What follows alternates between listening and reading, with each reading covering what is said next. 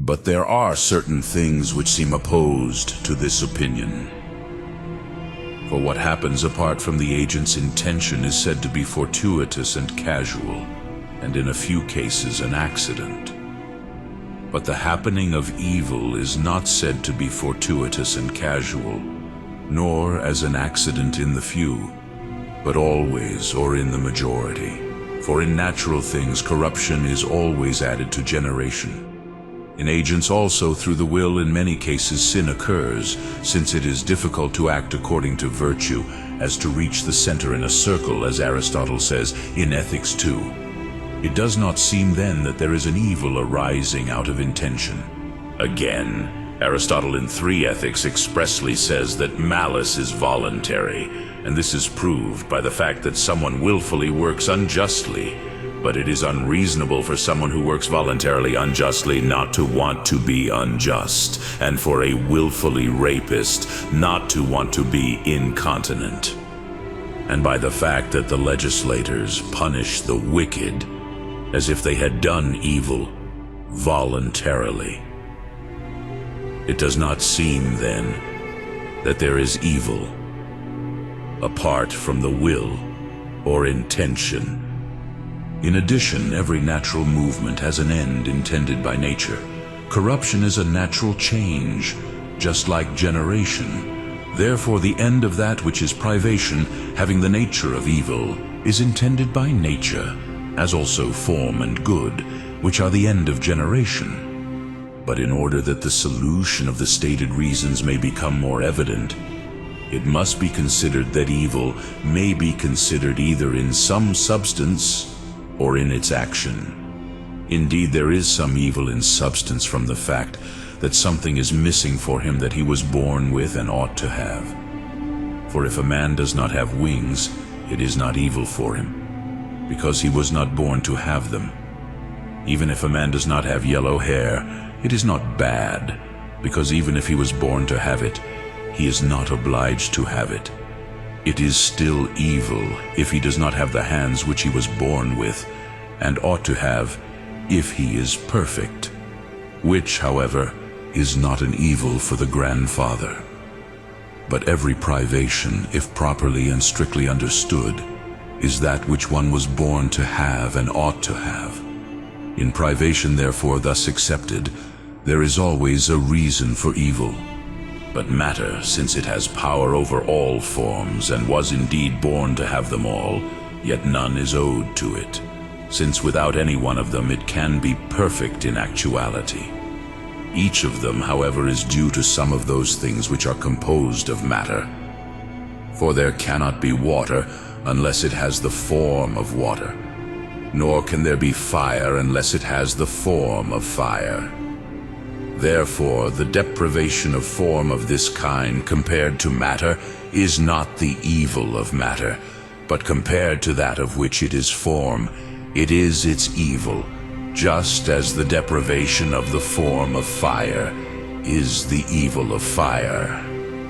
And since both privations and habits and forms are said to exist only according to what they are in the subject, if indeed the privation is an evil by reference to the subject in which it is, it will be an evil simply, but if not, it will be an evil of something and not simply. Man, therefore, deprived of his hand, is simply evil, but matter deprived of the form of air is not simply evil, but is the evil of air.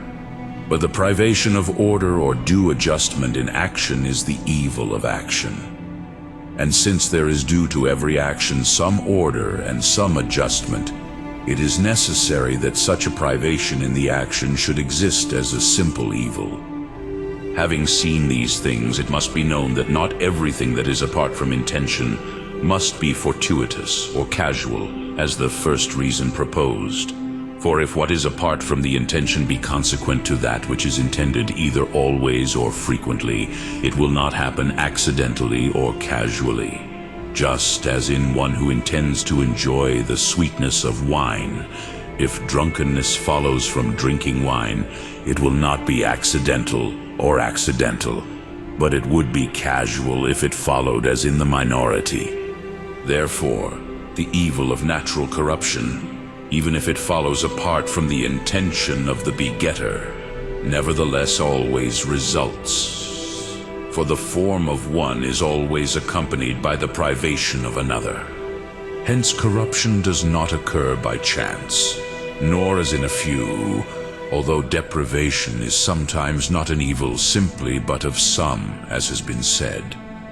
But if there be such a privation as deprives that which is due to generation, it will be casual and simply evil, as when monstrous births are born. For this does not necessarily follow from what is intended, but is contrary to it, when the agent aims at the perfection of the generated. But the evil of action occurs in natural agents from the want of active power. Hence, if an agent has defective virtue, this evil results apart from intention. But it will not be accidental, because it is necessarily consequent upon such an agent. If, however, such an agent either always or frequently suffers this deficiency of virtue, but it will be accidental if this deficiency seldom accompanies such an agent. But in voluntary agents, the intention is for some particular good, if action must follow, for universals do not move, but particulars in which the act is. If, therefore, the good which is intended has a combined privation of the good according to reason, either always or frequently, moral evil follows, not casually, but either always or frequently. As is evident in him who wishes to use a woman for pleasure, to which pleasure is joined the disorder of adultery. Hence the evil of adultery does not follow by chance, but it would be a casual evil if to what he intends some sin should follow, as in a few, as when someone throwing at a bird kills a man. But the fact that a person intends such goods, so that in the majority of them the privations of the good according to reason results from the fact that the majority live according to sense, from the fact that they are sensible and manifest to us, and move more effectively in the particulars in which there is an operation. Privation of good according to reason. From this it is clear that although the evil is unintentional, it is nevertheless voluntary, as the second reason proposes, although not by itself, but by accident.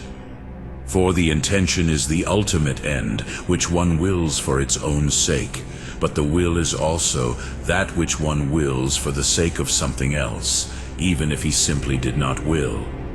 Just as he who casts goods into the sea for the sake of safety does not intend the casting of the goods, but safety. In the same way, for the sake of achieving some sensible good, someone wants to do a disordered action, not intending the disorder, nor willing it simply, but for this reason.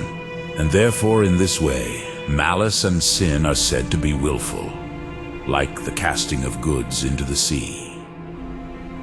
The answer to the third objection is in the same way clear. For there is never a change of corruption without a change of generation, and consequently there is no end of corruption without the end of generation. Nature therefore does not intend the end of corruption separately from the end of generation, but both at the same time. For it is not of the absolute intention of nature that there should be no water, but that there should be air, by which there is no water. This, therefore, which is to be air, nature intends in itself, but what is not to be water, it does not intend except in so far as it is united to it, which is to be air. Thus then, privations from nature are not intended in themselves, but in accordance with accident, but forms are in themselves. It is clear, therefore, from the foregoing, that what is simply evil is entirely apart from intention in the works of nature, as the birth of a monstrous thing. But what is not simply but evil to someone is not intended by nature in itself, but according to accident.